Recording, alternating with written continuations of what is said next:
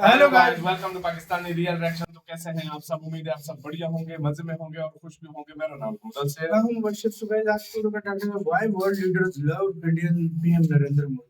मतलब भारत के पीएम नरेंद्र मोदी को वर्ल्ड लीडर्स क्यों इतना ज्यादा पसंद करते हैं। बहुत ज्यादा मजा आने लगा है इस वीडियो का। गेट सेट प्लान का वीडियो का लिंक मिल जाएगा डिस्क्रिप्शन में। और जहां मोदी जी जाते हैं उधर लोग दीवाने हो जाते हैं। यहाँ तक के प्राइम मिनिस्टर आजकल कोई बॉस बोल रहा है, कोई ऑटोग्राफ मोदी जी से मांग रहा है, सही बात और है। कोई पहुंच हो रहा है। भाई तो नेक्स्ट काउंट करते हैं रिटर्न एंड स्टार्ट। पापा न्यू गिनी के प्राइम मिनिस्टर ने पीएम मोदी के पैर छुए। हाँ ये देखो, हाँ भाई ऑस्ट्रेलियन पीएम एंथनी एल्बनीज ने एक ऑस्ट्रेलियन स्टेडियम में जब पीएम मोदी को होस्ट किया था, तब उन्होंने सबके सामने कहा था PM Modi is the boss. Prime Minister Modi is the boss. USA के प्रेसिडेंट जो बाइडेन ने तो जापान के क्वाड समिट में पीएम मोदी का ऑटोग्राफी मांग लिया। और ये सब किस लिए? एक ऐसे पॉलिटिकल लीडर के लिए जो उनका देश के भी नहीं है। ये कुछ अजीब नहीं लग रहा? I mean, ऑस्ट्रेलिया के पीएम तो पीएम, उसके तो ऑपोजिशन लीडर्स तक जेलस थे कि एक दूसरे देश के पॉलिटिकल लीडर का नाम एक ऑस्ट्रेलियन स्टेडियम में 20,000 लोग कैसे चिल्ला सकते हैं। Kudos, Bankarina. We are now welcoming Prime Minister of India, Narendra Modi. अब इसको बहुत सारे लोग शायद मोदी जी का करिश्मा कहे, बट एक famous German sociologist max weber ने अपने करिश्मेटिक लीडरशिप थ्योरी में कहा था उसके बिहेवियरल अपीयरेंस से तो आता है, पर ओरिजिनली वो सोशियोलॉजी और पॉलिटिक्स से भी काफी ज्यादा मोटिवेटेड होता है। बस इसी का आज हम डिटेल में स्टडी करेंगे कि क्यों और कैसे हमारे Indian prime minister Narendra Modi आज पूरे वर्ल्ड के फेवरेट लीडर बन चुके हैं। हम मेजरली 4 चीजों पे बात करेंगे: vote bank politics, Jio politics, personality and decision making. अगर हम वोट बैंक पॉलिटिक्स की बात करें तो पिछले सिर्फ 10 सालों में ही ऑस्ट्रेलिया में इंडियंस की पॉपुलेशन डबल होकर उनके टोटल पॉपुलेशन का 3% बन चुकी है। जबकि इतना रिप्रेजेंटेशन तो आज इंडिया में भी 3rd और 4th लार्जेस्ट ग्रुप्स क्रिश्चियंस और सिख्स का भी नहीं है। नो वंडर लास्ट इलेक्शन के वक्त इन इंडियन वोटर्स को जीतने के लिए ex Australian PM Scott Morrison Instagram पर मद्रास करी के साथ सेल्फी पोस्ट कर रहे थे। वहीं पे current Australian PM Anthony Albanese Hindu देवी देवता की आरती करते हुए नजर आ रहे थे। इसका नतीजा ऐसा निकला कि एक्चुअल इलेक्शन से पहले होने वाले एग्जिट पोल सर्वे में जिस कैंडिडेट को 40% इंडियंस ने वोट किया था, वही कैंडिडेट फाइनली इलेक्शन भी जीता। सेम हुआ 2020 में यूएस के साथ। करीब 72% इंडियन अमेरिकन प्लान कर रहे थे कि वो बाइडेन को वोट करेंगे।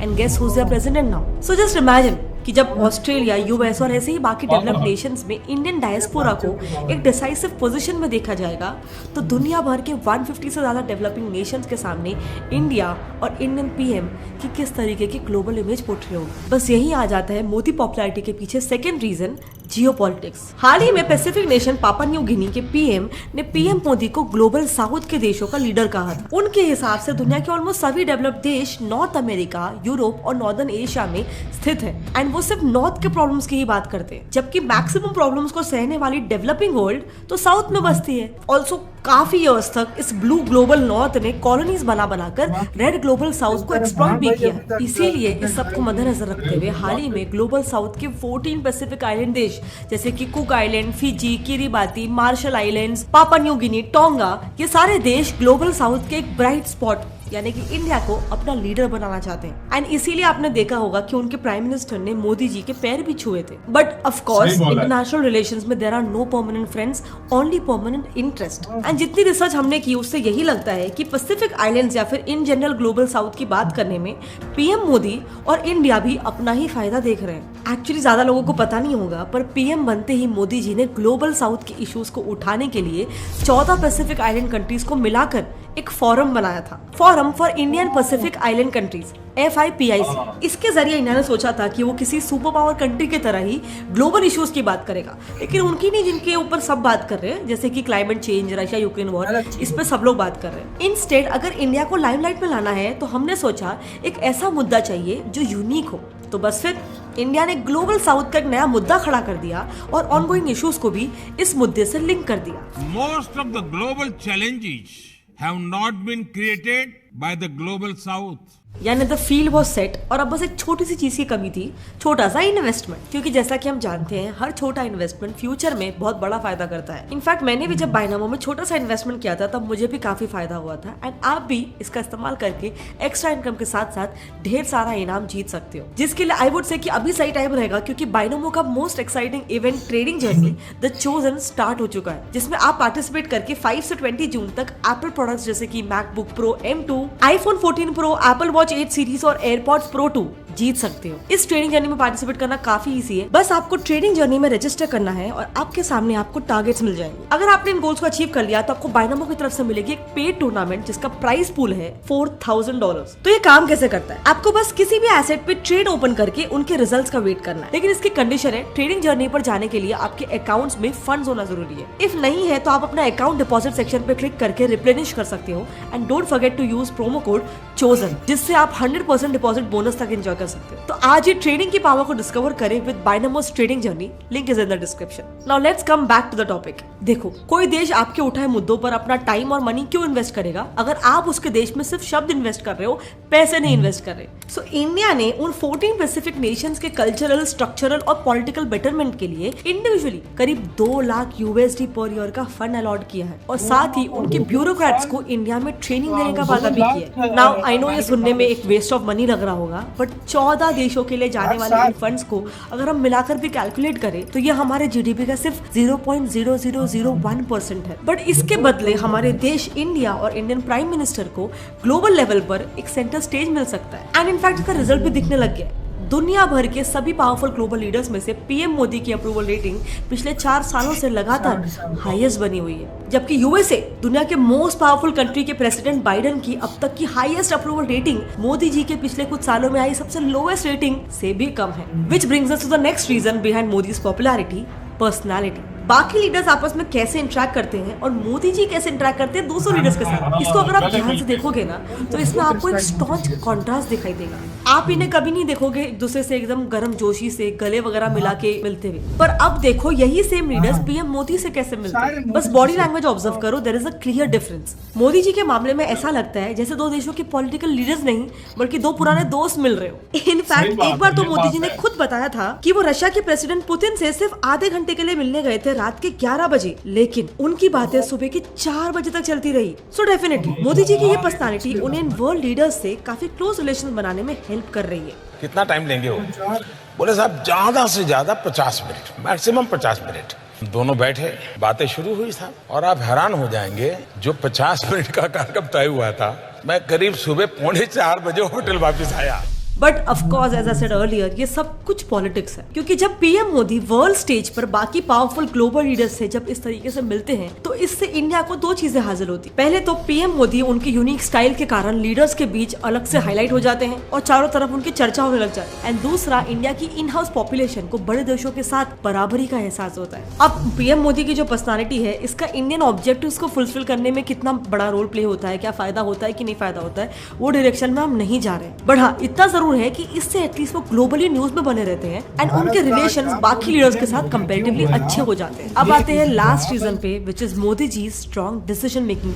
ये पॉइंट पे तो स्पेसिफिकली हम ये बिल्कुल बात नहीं कर रहे कि ये जो डिसीजंस उन्होंने लिए हैं वो सही थे या गलत थे। हम सिर्फ ये बोल रहे हैं कि उन्होंने काफी डिफिकल्ट सिचुएशंस में डिसीजन लिया, जो अपने आप में ही दूसरे देशों के लीडर्स के साथ रिलेशंस बिल्ड करने में बहुत इंपॉर्टेंट होता है। सो देखो, 2017 में प्राइम मिनिस्टर मोदी वो पहले इंडियन पीएम बनते हैं जो इजराइल का दौरा करके आते हैं, यानी उसको विजिट करके आते हैं प्रॉपर्ली। इससे पहले अरब नेशंस की नाराजगी से बचने के लिए किसी इंडियन पीएम ने ऐसा नहीं किया था। देन उसी साल जब इजराइल यूएस के सपोर्ट से जेरूसलम को अपना कैपिटल बनाने का यूएन में प्रपोजल रखता है तो इंडिया अरब नेशंस के साथ मिलकर उसे स्ट्रक डाउन कर देता है। एंड ये सब के बावजूद 1 महीने के अंदर अंदर ही इजरायली पीएम नेतन्याहू करीब 100 इजरायली कंपनीज के 130 बिजनेस डेलीगेट्स को लेकर फिर भी इंडिया आते हैं और 9 कोऑपरेशन डील साइन करते हैं। ये सब के पीछे का मतलब समझ रहे हो? ऐसे की डेवलपमेंट्स को देखकर ग्लोबली अब इंडिया को उस स्टेज पर देखा जा रहा है जहां वो बिना किसी वर्ल्ड पावर या फिर ग्लोबल पॉलिटिक्स से इन्फ्लुएंस हुए खुद का ग्लोबल एजेंडा खुद से सेट कर सकता है। ऐसी डिप्लोमेसी बिना किसी बैकलैश के और कौन सा देश कर सकता है? प्रोबेबली सिर्फ यूएस, क्योंकि एक तरफ वो सऊदी अरेबिया का सबसे बड़ा आर्म सप्लायर है, वही दूसरी तरफ वो इजराइल का सबसे बड़ा क्लोज एलाई है। सो एक ही टाइम पे यूएस के तो दोनों दुश्मन देशों के साथ अच्छे रिलेशंस है। सो ऐसे में क्योंकि मोदी जी की लीडरशिप में इंडिया भी इसी रास्ते ऊपर निकल रहा है तो एटलीस्ट इससे ऐसा पोर्ट्रे होता है कि अनडाउटेडली मोदी जी को भी एक टफ पावरफुल लीडर के तौर पर देखा जा रहा है जिसे क्रैक करना काफी मुश्किल है। इसका एक और एग्जांपल ले लो,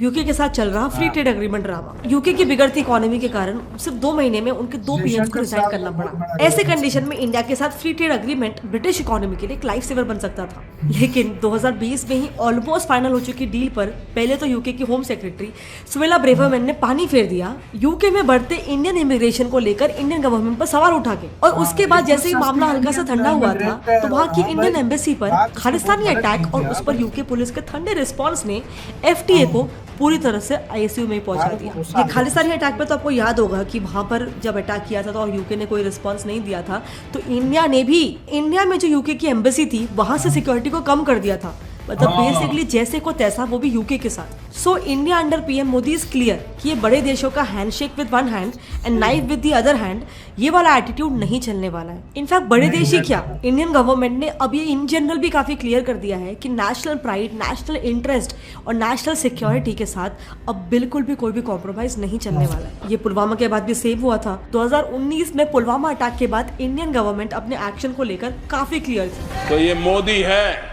उसी भाषा में जवाब देना जानता है। आतंकवाद भी करें और शांति की भी बात करें, ये थोड़ी चलेगा। लेकिन ये सब कुछ एक फुल प्रूफ स्ट्रैटेजी के तहत किया गया था। इस अटैक के दूसरे ही दिन इंडिया ने तुरंत 25 देशों को पाकिस्तानी इन्वॉल्वमेंट के क्लियर एविडेंसेस दिए ताकि इसके बाद जो इंडिया एक्शन लेगा वो एक्शन लेजिटिमाइज हो सके। इसके बाद जब इंडिया ने एयर स्ट्राइक्स किए तो अगेन 12 देशों के साथ ऑपरेशंस के डिटेल्स शेयर किए गए ताकि सिविलियन कैजुअलिटीज नहीं हुई है इसके प्रूफ सबके सामने आ सके। सो ये मास्टर स्ट्रैटेजी से इंडिया ने पहले तो बताकर मारा और दूसरा उसने टेररिज्म के अगेंस्ट अपनी कैपेबिलिटी दिखा दी, क्योंकि इससे पहले हमेशा इंडिया टेररिज्म से सिर्फ कॉम्प्रोमाइज ही करता आया था। जैसे 1989 में टेररिस्ट को छोड़ देना क्योंकि उनके साथियों ने एलिजिडली उस वक्त के होम मिनिस्टर मुफ्ती मोहम्मद सैयद की बेटी रुबैया सैयद को किडनैप कर लिया था। अब मैं यहाँ पे एलिजिडली इसलिए कह रही हूँ क्योंकि रुबैया ने कश्मीरी पंडित्स को मारने वाले यासीन मलिक को अपना एब्डक्टर को आइडेंटिफाई कर लिया था, पर इसके बावजूद रुबैया की ही बहन और एक्स जम्मू एंड कश्मीर की सीएम महबूबा मुफ्ती खुद यासीन मलिक को हाल ही में प्रोटेक्ट करने की कोशिश कर रही थी। खैर मामला जो भी हो, अब इंडियन लीडरशिप ने टेररिज्म को टॉलरेट करने से सीधा मना कर दिया है। इसीलिए मणिपुर में भी मारे गए इंडियन सोल्जर्स का बदला लेने के लिए म्यांमार में ऑपरेशन हॉट परस्यूट चलाकर टेररिस्ट का सफाया किया गया। इन सब एक्शन से 21st सेंचुरी में इंडिया की एक ऐसी इमेज बनती है कि पीएम मोदी की लीडरशिप में नेशनल इंटरेस्ट सबसे ऊपर है एंड ऐसा सिर्फ वही देश कर पाते हैं जो काफी डेवलप्ड है। इसीलिए भी ये पीएम मोदी के पॉपुलैरिटी में मेजर फैक्टर हो जाता है। इसी के साथ यार वीडियो खत्म। यार मैं कहता हूँ मजा आ गया, क्या मतलब इन्होंने एक्सप्लेन किया और वाकई ये रीजंस है कि दुनिया भर में पॉपुलैरिटी मोदी स्ट्रॉन्ग डिसीजन भी लेते हैं, मतलब स्ट्रॉन्ग डिसीजन ऐसे भी ले लेते हैं जो मतलब कोई और पीएम सीएम लेने से डरता था। देखो वो ये इधर मैं एक छोटी सी बात ऐड करना चाहूंगा। अभी अगर पाकिस्तान चाइना को कोई इशू हो ना, अगर चाइना को हो तो हम इतनी बात नहीं करते, लेकिन अगर इधर ही बात अगर आ जाए इजराइल की और इंडिया की ना, तो इंडिया उसी वक्त स्टांस ले लेता है भाई यार इजराइल गलत कर रहा है, वो फिर उसको दूसरी साइड पे चले जाता है या बिल्कुल इंडिया दोस्त और दुश्मन को एक जैसे है, मतलब इस तरह नहीं देखता। अगर दोस्त सही करे तो उसकी तारीफ करता है और अगर दोस्त गलत करे तो उसकी वो। अब हम चाइना सही करे तो हम तारीफ करते हैं, चाइना गलत करे हम उसके ऊपर सवाल नहीं उठा सकते। तो ये बात है, इंडिया ये नहीं है इंडिया दोस्त मतलब जो मर्जी करता रहे, इंडिया उसको क्रिटिसाइज करता है। और जिस तरीके से पॉलिसी रखी हुई है ना, अब इजराइल की सऊदी अरब के साथ नहीं रहती थी और अमेरिका का वो दोस्त था। अमेरिका सऊदी अरब को देता था वेपन, इसी तरह अब अमेरिका और इंडिया दोस्त है और रशिया के साथ जो है ना इंडिया के जो है ये बात है। भारत की पॉलिटिक्स है, जियो पॉलिटिक्स, और पूरे आज दुनिया के लीडर भारत की तारीफ कर रहे हैं, मोदी जी की तारीफ कर रहे हैं। उनको पता है आने वाली राइजिंग सुपर पावर इंडिया, तो जाहिर बात है उनके साथ जितना बना के रखेंगे उतना फायदा। वाकई में आपको कैसे कहना है अपने कमेंट सेक्शन में, अपना बहुत सारा ख्याल रखिएगा।